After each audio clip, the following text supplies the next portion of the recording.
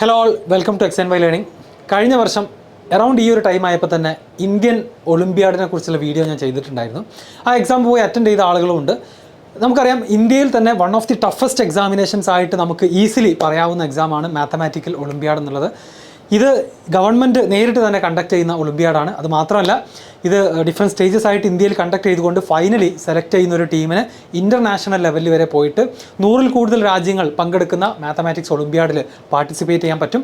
നമ്മൾ ഒളിമ്പിക്സൊക്കെ കണ്ട് ശീലിച്ചിട്ടുണ്ടായിരിക്കും. അതുപോലെ തന്നെ നമ്മുടെ ഡിഫറെൻറ്റ് സബ്ജക്റ്റുകളിൽ അക്കാഡമിക്സിൽ നടക്കുന്ന ഇൻ്റർനാഷണൽ കോമ്പറ്റീഷൻസിനെ വിളിക്കുന്ന പേരാണ് ഒളിമ്പ്യാഡ് എന്നുള്ളത്. ഈ കഴിഞ്ഞ വർഷത്തെ ഇൻ്റർനാഷണൽ ഒളിമ്പ്യാഡിൽ 6 കുട്ടികൾ, ഇന്ത്യയിൽ നിന്നും 6 പേരടങ്ങുന്ന ഒരു ടീമാണ് പോവുക. അതിൽ 2 ആളുകൾക്ക് ഗോൾഡ് മെഡലും 2 ആളുകൾക്ക് സിൽവർ മെഡലും 2 ആളുകൾക്ക് ബ്രോൺസ് മെഡലും കിട്ടിയിട്ടുണ്ടായിരുന്നു. ഓവറോൾ പൊസിഷനിൽ ഇന്ത്യ 9th റാങ്കും വന്നിട്ടുണ്ടായിരുന്നു. ഈ ഒരു കഴിഞ്ഞ വീക്കിലാണ് അതിൻ്റെ റിസൾട്ട് വന്നിട്ടുള്ളത്. പക്ഷേ അൺഫോർച്ചുനേറ്റ്ലി കഴിഞ്ഞ ഇത്രയും വർഷങ്ങളായിട്ട് പോലും കേരളത്തിൽ നിന്ന് ഒരാൾ പോലും ഇതുവരെ ഇന്ത്യയെ റെപ്രസെൻ്റ് ചെയ്തുകൊണ്ട് ഒളിമ്പ്യാഡിൽ പങ്കെടുക്കാൻ പോയിട്ടില്ല. ഓക്കെ, അപ്പോൾ അതിൻ്റെ കാരണം വളരെ സിമ്പിളാണ്. ഈ എക്സാം സാധാരണ നമ്മൾ കാണുന്ന ഒരു A+ കിട്ടുന്ന എക്സാമോ അല്ലെങ്കിൽ സ്കൂളിൽ നടക്കുന്ന ഒരു പരീക്ഷയൊന്നും പോലെയല്ല. വളരെ ഹൈ ലെവലിലുള്ള വളരെ എക്സ്ട്രീംലി ഡിഫിക്കൽട്ട് ആയിട്ടുള്ള എക്സാമുകളാണ്. ഡിഫറെൻറ്റ് സ്റ്റേജ് ഓഫ് പ്രോസസ്സുകളുണ്ട് അതിൻ്റെ സെലക്ഷന് വേണ്ടിയിട്ട്. അപ്പോൾ അതുകൊണ്ട് തന്നെ ഈ ഒരു എക്സാമിന് വേണ്ടിയിട്ട് മാത്തമാറ്റിക്സിൽ എക്സ്ട്രീംലി പാഷനേറ്റ് ആയിട്ടുള്ള, മാത്തമാറ്റിക്സിനോട് വളരെയധികം ഇഷ്ടമുള്ള, മാത്തമാറ്റിക്സിൽ നല്ല ആപ്റ്റിറ്റ്യൂഡുള്ള കുട്ടികളെ നേരത്തെ കണ്ടെത്തി അതിന് വേണ്ടി ട്രെയിനിങ് കൊടുത്താൽ മാത്രമാണ് ഇത്തരത്തിലുള്ള എക്സാമിനൊക്കെ നമുക്ക് എത്തിക്കാൻ കഴിയുള്ളൂ. സോ ഈ ഒരു വർഷം എങ്ങനെയാണ് ഈ ഒരു എക്സാമിൻ്റെ ഡിഫറെൻറ്റ് സ്റ്റേജുകൾ എന്തൊക്കെയാണ്, എന്നാണ് ഇത് നടക്കാൻ പോകുന്നത് എന്നുള്ള ഡീറ്റെയിൽസാണ് ഞാൻ പറയാൻ പോകുന്നത്. അതിൻ്റെ ഫസ്റ്റ് സ്റ്റേജിൻ്റെ പേരാണ് Indian Olympiad qualifier in mathematics, IOQM. Okay, അപ്പോൾ അറ്റ്ലീസ്റ്റ് നമുക്ക് ആദ്യം ഈ എക്സാമിനെ പരിചയപ്പെടാം. ഇത് വിജയിച്ച് ഇൻ്റർനാഷണൽ ലെവലിൽ പോയി ഗോൾഡ് മെഡൽ വാങ്ങുന്നതിന് മുൻപായിട്ട് ഇങ്ങനെ ഒരു എക്സാം നടക്കുന്നുണ്ട് എന്ന് നമ്മൾ എന്ത് ചെയ്യണം, ആദ്യം അറിയണം. എന്നാലാണ് ഇനി വരുന്ന വർഷങ്ങളിൽ ഫ്യൂച്ചർ ജനറേഷൻസിനൊക്കെ എന്ത് ചെയ്യാൻ പറ്റുള്ളൂ, ഇത്തരത്തിലുള്ള എക്സാമിന് വേണ്ടിയിട്ടുള്ള ട്രെയിനിങ് നമുക്ക് കൊടുക്കാൻ കഴിയുള്ളൂ. സോ ഈ വർഷം ഈ ഒരു എക്സാം നടക്കാൻ പോകുന്ന ഡേറ്റിന് മുൻപായിട്ട് ഇതിൻ്റെ രജിസ്ട്രേഷൻ ഇപ്പോൾ വളരെ റീസെൻ്റ്ലിയാണ് ഓപ്പൺ ആയിട്ടുള്ളത്.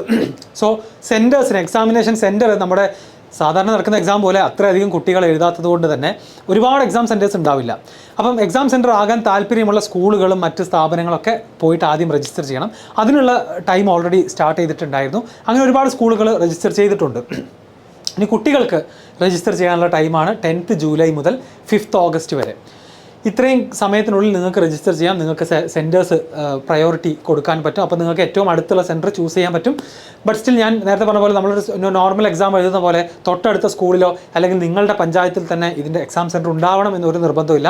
കുറച്ച് ലിമിറ്റഡ് നമ്പർ ഓഫ് എക്സാമിനേഷൻ സെൻറ്റേഴ്സാണ് ഉണ്ടായിരിക്കുക. രജിസ്ട്രേഷനിൽ കുറച്ച് കാര്യങ്ങൾ ശ്രദ്ധിക്കാനുള്ളത്, കേന്ദ്രീയ വിദ്യാലയ KV സ്കൂളുകളിൽ പഠിക്കുന്ന കുട്ടികൾ അവിടെ തന്നെയാണ് എക്സാം എഴുതുക. അതുപോലെ ജവഹർ നവോദയ വിദ്യാലയ സ്കൂളുകളിൽ പഠിക്കുന്ന കുട്ടികളും അവരുടെ സ്കൂളിൽ തന്നെയാണ് എക്സാം എഴുതുക. ബാക്കിയുള്ള സ്കൂളിലെ കുട്ടികൾക്കാണ് ഡിഫറെൻറ്റ് എക്സാം സെൻറ്റേഴ്സ് ചൂസ് ചെയ്യേണ്ട ഒരു സിറ്റുവേഷൻ ഉണ്ടായിരിക്കുക. അപ്പോൾ നോർമലി അതർ സ്കൂളിലുള്ള കുട്ടികൾക്ക് KVയിലും JNVയിലും ഒന്നും എന്ത് ചെയ്യാൻ സാധിക്കാറില്ല, എക്സാം അറ്റൻഡ് ചെയ്യാൻ കഴിയാറില്ല. ബാക്കിയുള്ള സെൻറ്റേഴ്സിലാണ് എക്സാം എഴുതാൻ പോകാറുള്ളത്. സോ 2023-24 IOQMൻ്റെ ഇമ്പോർട്ടൻറ്റ് ഡേറ്റ്സ് നമുക്ക് നോക്കാം. ആൻഡ് രജിസ്ട്രേഷൻ ചെയ്യുന്ന സമയത്ത് നിങ്ങൾ ഈ ഒരു 3 പോയിൻറ്റ്സും കൂടെ ഓർത്ത് വെക്കുക. കേന്ദ്രീയ വിദ്യാലയ സ്റ്റുഡൻസ് KV സ്കൂളിൽ തന്നെയാണ് അവരുടെ ഒളിമ്പ്യാഡ് എക്സാം ഫസ്റ്റ് സ്റ്റേജ് എഴുതുക. JNV ജവഹർ നവോദയ വിദ്യാലയ സ്റ്റുഡൻസും അവരുടെ സ്കൂളിൽ തന്നെയാണ് ഫസ്റ്റ് സ്റ്റേജ് എഴുതുന്നത്. അതർ സ്കൂളിലുള്ള കുട്ടികളാണ് മറ്റ് സെൻറ്റേഴ്സ് ചൂസ് ചെയ്തുകൊണ്ട് എക്സാം എഴുതേണ്ടത്. സോ കുട്ടികൾക്ക് രജിസ്റ്റർ ചെയ്യാനുള്ള ഡേറ്റ് 10th ജൂലൈ മുതൽ 5th ഓഗസ്റ്റ് വരെയാണ്. ഓരോ സെൻറ്റേഴ്സിനും ഒരുപാട് സെൻറ്റേഴ്സ് ഈ എക്സാം എഴുതാൻ ഉണ്ടാവില്ല. അത്രയും പോപ്പുലർ ആയിട്ടുള്ള എക്സാം അല്ല. സോ ലിമിറ്റഡ് നമ്പർ ഓഫ് സെൻറ്റേഴ്സാണ് ഉണ്ടാവുക. സെൻറ്റേഴ്സ് ആവാൻ താല്പര്യമുള്ള സ്കൂളുകൾക്കും മറ്റ് സ്ഥാപനങ്ങൾക്കൊക്കെ അപേക്ഷിക്കാനുള്ള ടൈമും ഇതിന് പാരലലി തന്നെ നടക്കുന്നുണ്ട്. അപ്പോൾ നിങ്ങൾക്ക് 10th ജൂലൈ മുതൽ 5th ഓഗസ്റ്റ് വരെ അപ്ലൈ ചെയ്യാനുള്ള ടൈം ഉണ്ടായിരിക്കും. ആൻഡ് എക്സാമിൻ്റെ ഡേറ്റ് എന്ന് പറഞ്ഞു കഴിഞ്ഞാൽ September 3rd ആണ്. കഴിഞ്ഞ വർഷത്തേക്കാൾ കുറച്ചുകൂടെ നേരത്തെയാണ് സ്റ്റേജ് 1 എക്സാം നടക്കുന്നത്. September 3-നാണ്. ആ ഡേറ്റ് ഓർത്ത് വെക്കണം. അന്ന് രാവിലെ 10 മുതൽ 1 മണി വരെ നടക്കുന്ന 3 ഹവേഴ്സിൻ്റെ ഒബ്ജക്റ്റീവ് ടൈപ്പുള്ള എക്സാം പാറ്റേണിലേക്ക് നമുക്ക് വരാം. 3 മണിക്കൂറിൻ്റെ എക്സാമിനേഷനാണ്. ഓക്കെ, സോ ഫസ്റ്റ് സ്റ്റേജ് എക്സാമിൻ്റെ പേര് ഞാൻ പറഞ്ഞു, IOQM, Indian Olympiad qualifier in mathematics. അതിൽ 3 മണിക്കൂറാണ് അതിൻ്റെ ഡ്യൂറേഷൻ. 100 മാർക്കിൻ്റെ എക്സാമാണ് ഫസ്റ്റ് സ്റ്റേജ്. September 3-നാണ് അത് കണ്ടക്ട് ചെയ്യുന്നത്. അതിൻ്റെ പ്രത്യേകത, ആൻസേഴ്സ് എന്ന് പറയുന്നത് ഓരോ ക്വസ്റ്റ്യൻ്റെയും ആൻസേഴ്സ് ഇൻഡിജേഴ്സ് ആണ്. 0 മുതൽ 99 വരെയുള്ള ഇൻഡിജേഴ്സ് ആയിരിക്കും എല്ലാ ക്വസ്റ്റ്യൻസിൻ്റെയും ആൻസർ. സോ ബേസിക്കലി 0 മുതൽ 99 വരെ എന്ന് പറയുമ്പം 100 ഡിഫറെൻറ്റ് പോസിബിലിറ്റീസ് ഉണ്ട്. 100 ഡിഫറെൻറ്റ് ആൻസേഴ്സ് നിങ്ങൾക്ക് എൻ്റർ ചെയ്യാവുന്നതാണ് അല്ലെങ്കിൽ മാർക്ക് ചെയ്യാവുന്നതാണ്. അതാണ് ഇതിൻ്റെ പ്രത്യേകത. സോ നിങ്ങൾക്ക് വേണമെന്നുണ്ടെങ്കിൽ ഗസ് ചെയ്തിട്ട് കറക്കി കുത്താം. പക്ഷേ ശരിയാവാനുള്ള പ്രോബബിലിറ്റി 1/100 ആയിരിക്കും. നെഗറ്റീവ് മാർക്കിംഗ് ഇല്ല. ഇത്രയും അധികം ഓപ്ഷൻസ് ഉള്ളതുകൊണ്ട് നെഗറ്റീവ് മാർക്കിംഗ് ഇല്ല. OMR ബേസ്ഡ് ആയിട്ടുള്ള എക്സാമാണ് കണ്ടക്ട് ചെയ്യാൻ പോകുന്നത്. 10 questions of 2 marks each, 12 questions of 5 marks each and 2 questions of 10 marks each ആണ് എക്സാം പാറ്റേൺ എന്ന് പറയുന്നത്. സോ ടോട്ടൽ ഇത്രയും ക്വസ്റ്റ്യൻസ് ഉണ്ടായിരിക്കും 24, അതിന് 3 മണിക്കൂർ സമയമാണ് ഉണ്ടാവുക. ഇതാണ് ഫസ്റ്റ് സ്റ്റേജ് എക്സാമിനേഷൻ. ഓക്കെ, ഇതിൽ ക്വാളിഫൈ ചെയ്യുന്ന ആളുകളെയാണ് സെക്കൻഡ് സ്റ്റേജിലേക്ക് കൊണ്ടുപോവുക. അതിൻ്റെ പേരാണ് റീജിയണൽ മാത്തമാറ്റിക്കൽ ഒളിമ്പ്യാഡ്, RMO എന്ന് പറയുന്ന എക്സാം. ഒക്ടോബർ 29 അത് കണ്ടക്ട് ചെയ്യുന്നത്. 2023 തന്നെ 3 ഹവേഴ്സിൻ്റെ എക്സാമാണ്. ടോട്ടൽ 6 ക്വസ്റ്റ്യൻസ് മാത്രമാണ് ഉണ്ടാവുക. അപ്പോൾ അത് കാണുമ്പോൾ നിങ്ങൾക്ക് ഒരു എക്സൈറ്റ്മെൻറ്റ് തോന്നും, അല്ലെങ്കിൽ നിങ്ങൾ ചിലപ്പോൾ സർപ്രൈസ്ഡ് ആകും. 3 മണിക്കൂറിൻ്റെ എക്സാമിന് ആകെ 6 ക്വസ്റ്റ്യൻസ് മാത്രമേ ഉള്ളൂ എന്ന് പറയുമ്പോൾ നമ്മൾ ആദ്യം എന്താണ് ഒന്ന് ഞെട്ടും അല്ലേ. അപ്പോൾ അത്രയും ഡിസ്ക്രിപ്റ്റീവ് ആയിട്ടുള്ള വളരെ ലെങ്തി ആയിട്ടുള്ള ക്വസ്റ്റ്യൻസ് ആണ് ഇതിൽ ഉണ്ടായിരിക്കുക. Each question requires detailed proof നമുക്ക് ഓരോന്നിനും എഴുതേണ്ടി വരും. ആൻഡ് തേർഡ് സ്റ്റേജ് എക്സാം, ഇതാണ് നമ്മുടെ ഫൈനൽ സ്റ്റേജ് എക്സാം.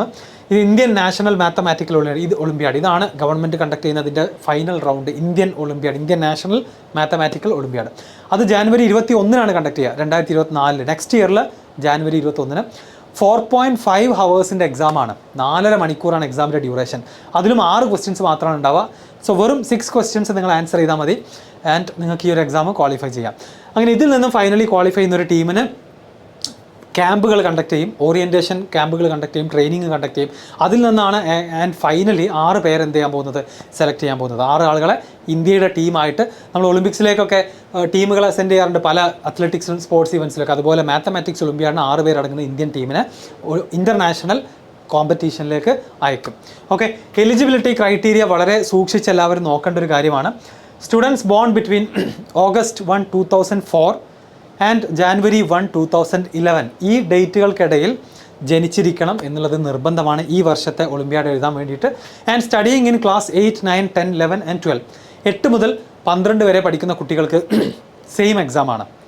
8 മുതൽ 12 വരെ പഠിക്കുന്ന കുട്ടികൾക്ക് സെയിം ക്വസ്റ്റ്യൻ പേപ്പറാണ്, സെയിം എക്സാമാണ്. Okay, are eligible to write IOQM. Students must be eligible to hold an Indian passport, അതാണ് രണ്ടാമത്തെ കണ്ടീഷൻ.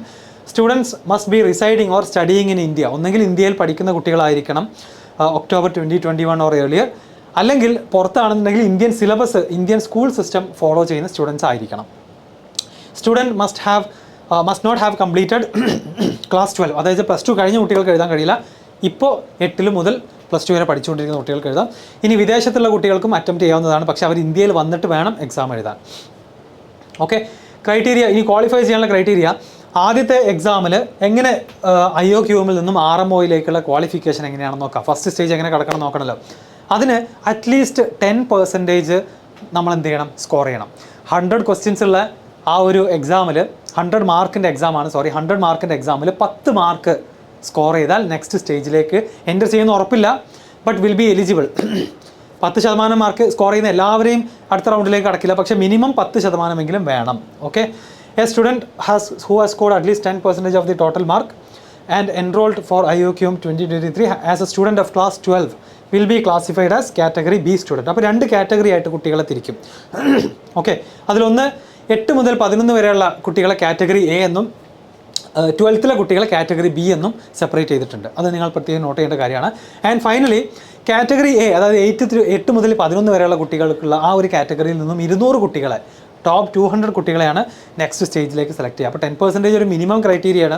അത് സ്കോർ ചെയ്താൽ എല്ലാവരെയും എന്ത് ചെയ്യില്ല, നെക്സ്റ്റ് സ്റ്റേജിലേക്ക് കടത്തി വിടില്ല. Top 40 students from category B will be qualified. So around ഒരു 240 കുട്ടികൾ സെലക്ട് ചെയ്യുന്നതിൽ അതിലെ 200 കുട്ടികളും 8 മുതൽ 11 വരെയുള്ള സ്റ്റുഡൻസ് ആയിരിക്കും. +2ൽ നിന്ന് 40 സ്റ്റുഡൻസിനെ മാത്രമേ സെലക്ട് ചെയ്യുള്ളൂ. സോ ഏജ് വെച്ചിട്ട് എന്ത് ചെയ്തിട്ടുണ്ട്, പിന്നെയും ക്ലാസിഫിക്കേഷൻ കൊണ്ടുവന്നിട്ടുണ്ട്.